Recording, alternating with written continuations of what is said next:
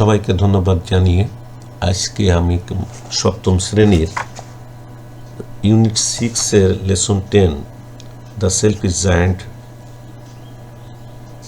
শিক্ষার্থীদের মধ্যে আলোচনা করতে যাচ্ছি। প্রথমে আমরা যেভাবে বিষয়টিকে আলোচনা করব, আসলে আমাদের শিক্ষার্থীদেরকে প্রথমে এই প্যাসেজের অনুবাদ মানে বাংলা অনুবাদ সম্পর্কে ভালোভাবে আয়ত্ত করে জ্ঞান অর্জন করতে হবে।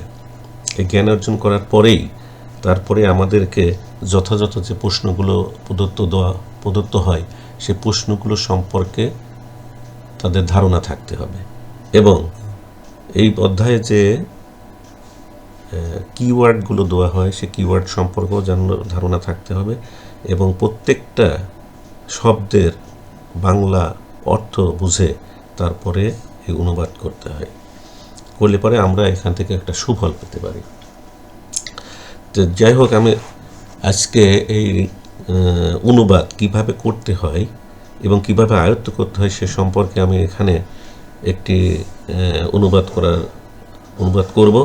শিক্ষার্থী বন্ধুরা, এটা মনোযোগ সহকারে তোমরা যদি শোনো তাহলে তোমরা এটা নিজেরাও আয়ত্ত করতে পারবে এবং এইটা আয়ত্ত করার জন্য তোমাদেরকে অবশ্যই একটা ডিকশনারি ব্যবহার করতে হবে।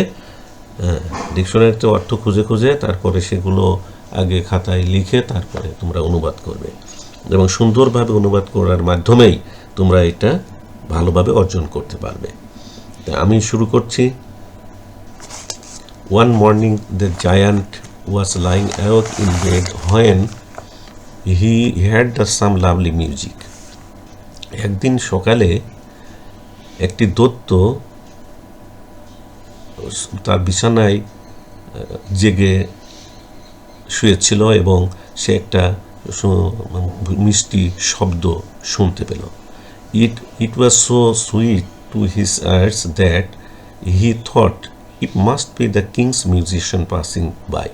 এটা এত মিষ্টি ছিল যে সে মনে করেছিল যে কোনো রাজার গায়ক গায়িকারা এটা পাশ দিয়ে যাচ্ছে। But in fact, it was only a little bird singing outside the window. কিন্তু যা সত্য ছিল সেটা জানালার বাইরে ছোট ছোট পাখিরা গান গাচ্ছিল। Then he north wind stopped and a delicious perfume came to him through the open window. তখন উত্তরের বায়ু নিস্তব্ধ হয়ে গেছিল এবং একটি সুস্বাদু সুগন্ধি তার নিকটে জানালা পথ দিয়ে আসছিল। সে বলল, দৈত্যটি বলল, I believe the spring has come at last. অবশেষে আমার এখানে বসন্ত এসে গেছে। He jumped out of the bed and looked out. সে বিছানা থেকে লাফ দিয়ে উঠল এবং বাইরে তাকালো। What did he see? সে কি দেখছে? He saw the most wonderful sight. সে বিস্ময়ের সাথে দৃশ্যর দিকে তাকালো। Through a little hole in all the children crept in and they were sitting on the branches of the trees. সে শিশুদেরকে একটি ওয়ালের গর্ত দিয়ে উকি মারতে দেখলো এবং তারা গাছের শাখায় বসেছিল। In every tree there was a little side. প্রত্যেকটা গাছে একটি করে শিশু ছিল।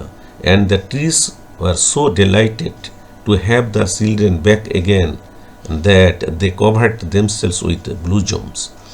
এই গাছগুলো এত আনন্দিত ছিল যে এই শিশুকে ফিরে আসা দেখে গাছগুলো এত আনন্দিত ছিল যে তারা তাদের নিজেদেরকে ফুলের দ্বারা আবৃত করেছে। ফুল ফুটে পুষ্পিত হয়ে তা আবৃত করেছিল। They were waving their arms gently above the children's head.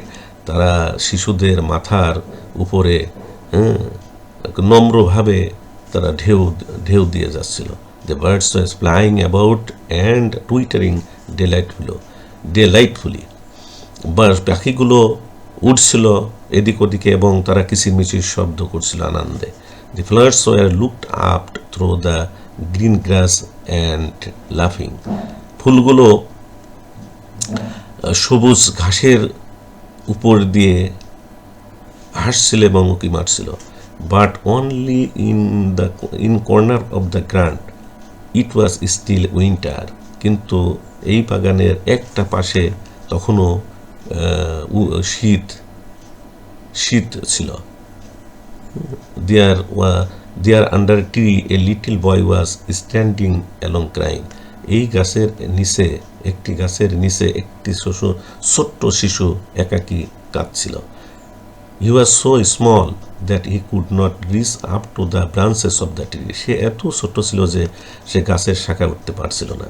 The poor tree was still covered with snow and the north wind was blowing above it. তখনও সেই গাছটি সাদা বরফে আবৃত ছিল এবং উত্তরের বাতাস তখন প্রবাহিত হচ্ছিল না।